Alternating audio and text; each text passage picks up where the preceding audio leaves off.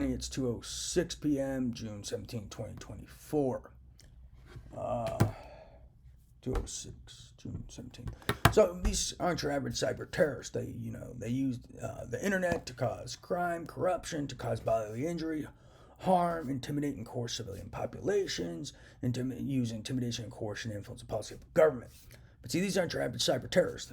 These cyber terrorists, their attacks and threats typically operate within the confines of the internet. These cyber terrorists also have tools that operate not just on the internet, but outside of the internet and in people's brains and body, heart, lungs, genitals, etc. So, who are these people who know who these people are? Not arresting them or reporting them. They have more than obvious criminal negligence or criminal involvement with these cyber terrorists and terrorists. As you'd be after almost 7 years, you'd be a moron not to take away their cyber terrorist weapons and put them on more than restricted internet use.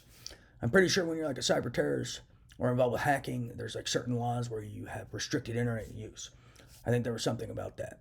So how are these people not on more than restricted internet use, or just outright like having their access to the internet being being either taken away or at least restricted to where they can't use these cyber terrorist tools and other tools for murder, harm, terrorism, and oppression?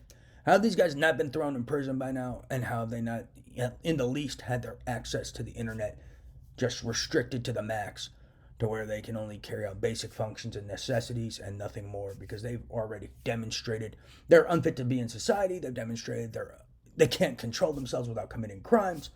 How do they still have access to this technology, and why aren't they on just a more than restricted internet and under government observation?